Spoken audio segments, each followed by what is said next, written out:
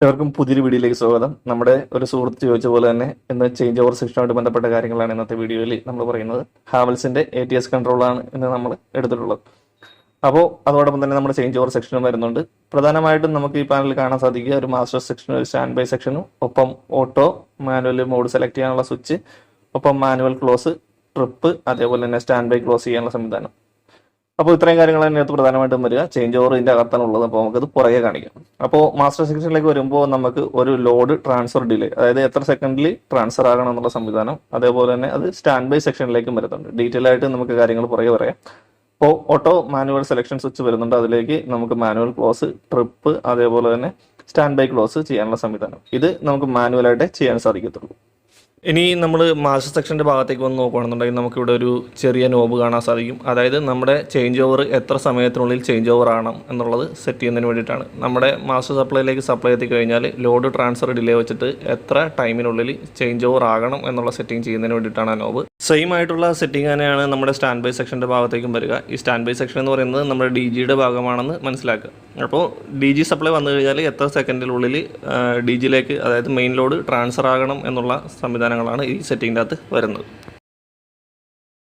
അപ്പോൾ ഇനി നമുക്ക് ഇതിൻ്റെ പാനൽ സെക്ഷൻ നോക്കാം. ഇവിടെ താഴത്ത് വന്നിട്ടുള്ളത് ഇൻകമർ DG നിന്നുള്ളതാണ്. അതേപോലെ തന്നെ ടോപ്പ് സൈഡ് വന്നിട്ടുള്ളത് ഇൻകമർ ട്രാൻസ്ഫർ സെക്ഷനിൽ നിന്ന് വന്നിട്ടുള്ളത്. അപ്പോൾ രണ്ട് ഇൻകമർ സെക്ഷനുമാണ് നമ്മുടെ ഈ കൺട്രോൾ പാനലിലേക്ക് വരുന്നത്, അതായത് ചേഞ്ച് ഓവർ സിസ്റ്റത്തിലേക്ക് വരുന്നത്. അതിൻ്റെ ഔട്ടാണ് നേരെ പാനലിലേക്ക് പോകുന്നത്. അപ്പോൾ നമുക്ക് ഓപ്പൺ ചെയ്യുമ്പോൾ കാണുന്നത് വെച്ചാൽ ഇതാണ് അതിൻ്റെ റേറ്റിങ്ങും കാര്യങ്ങളും വിടുക. ഓട്ടോമാറ്റിക് ട്രാൻസ്ഫർ സ്വിച്ച്, 315 ആംപിയർ, അതേപോലെ വോൾട്ടേജ് റേറ്റ് കാര്യങ്ങളെല്ലാം അതിൻ്റെ അകത്ത് മെൻഷൻ ചെയ്തിട്ടുണ്ട്. ഇത് ഹാവൽസിൻ്റെ ആണ് വരുന്നത്. നമ്മൾ ATS ഫുൾ സെറ്റ് ആയിട്ടാണ് ഇത് വരുന്നത്.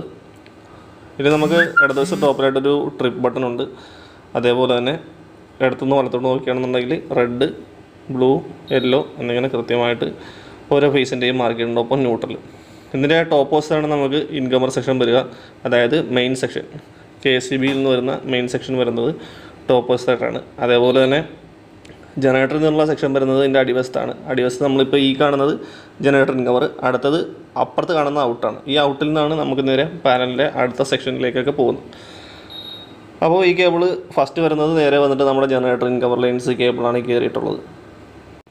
ഈ കാണുന്ന A1, A2, B1, B2, AT1, AT2, BT1, BT2 ഒക്കെ നമ്മുടെ ഇതിലേക്കുള്ള കൺട്രോൾ സെക്ഷനാണ്. അത് നമ്മുടെ ഫ്രണ്ട് പാനലിൽ നിന്നാണ് ഈ കൺട്രോൾസൊക്കെ വരുന്നത്. അതായത് ഏത് സെക്ഷൻ, അതായത് മെയിൻ സെക്ഷൻ പിടിക്കണോ അതേപോലെ തന്നെ DG സെക്ഷൻ പിടിക്കണോ എന്നൊക്കെ തീരുമാനിക്കുന്നത് ഈ കൺട്രോൾ പാനലിൽ നിന്നുള്ള കൺട്രോൾ സിഗ്നലിൻ്റെ അടിസ്ഥാനത്തിലാണ്. അപ്പോൾ ആ കൺട്രോളിന് വേണ്ടിയിട്ടുള്ള കൺട്രോൾ കേബിൾസാണ് നമ്മളിപ്പോൾ കാണുന്നത്.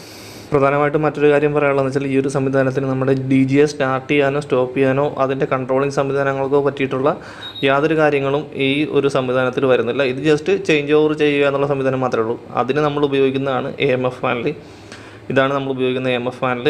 ഇതിൽ നമുക്ക് മാനുവൽ മോഡിൽ ജനറേറ്റർ സ്റ്റാർട്ട് ചെയ്യാം, അതേപോലെ തന്നെ ഓട്ടോമാറ്റിക്കായിട്ട് എടുക്കും. ഞാൻ സ്റ്റാർട്ട് ചെയ്ത് കാണിച്ചു തരാം. ഇപ്പോൾ മോഡ് നമ്മൾ മാനുവൽ മോഡിലേക്ക് ഒന്ന് സെലക്ട് ചെയ്ത് കഴിഞ്ഞാൽ നമുക്ക് ജനറേറ്ററിന് സ്റ്റാർട്ട് കൊടുക്കാം.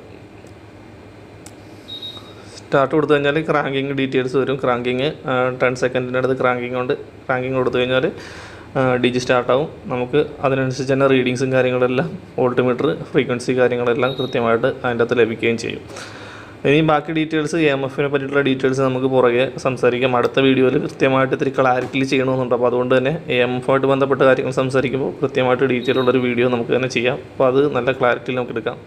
അപ്പോൾ ഇത് സ്റ്റോപ്പ് ചെയ്യുന്നതിന് വേണ്ടിയിട്ട് നമ്മൾ ജസ്റ്റ് മാനുവലിൽ കിടക്കുന്നതുകൊണ്ട് തന്നെ സ്റ്റോപ്പ് ബട്ടൺ പ്രസ് ചെയ്ത് കഴിഞ്ഞാൽ സ്റ്റോപ്പ് ആകും. അതിനൊരു 60 സെക്കൻഡ് നമുക്ക് കൂളിംഗ് ടൈം ഉണ്ട്. ആ കൂളിംഗ് ടൈം കഴിഞ്ഞിട്ട് DG ഓഫ് ആവുകയാണ് ചെയ്യുന്നത്. അപ്പോൾ എന്തായാലും വീഡിയോസ് ഇഷ്ടമായിട്ടുണ്ടെങ്കിൽ തീർച്ചയായിട്ടും ലൈക്ക് ചെയ്യുക. നിങ്ങളുടെ അഭിപ്രായങ്ങളും നിർദ്ദേശങ്ങളും എല്ലാം കമൻറ്റ്സായിട്ട് രേഖപ്പെടുത്തുക. ഒപ്പം നമ്മുടെ ചാനൽ സബ്സ്ക്രൈബ് ചെയ്യാൻ മറക്കരുത്. ഇനി നമുക്ക് AMFൻ്റെ ആയിട്ടുള്ള ഡീറ്റെയിൽ ആയിട്ടുള്ള വീഡിയോ നമുക്ക് പുറകെ ചെയ്യാം. ഇത്തിരി ക്ലാരിറ്റി കുറവുണ്ടെന്നറിയാം. എല്ലാവരും സഹകരിക്കുക. അടുത്ത വീഡിയോയിൽ നമുക്ക് മെച്ചപ്പെടുത്താം.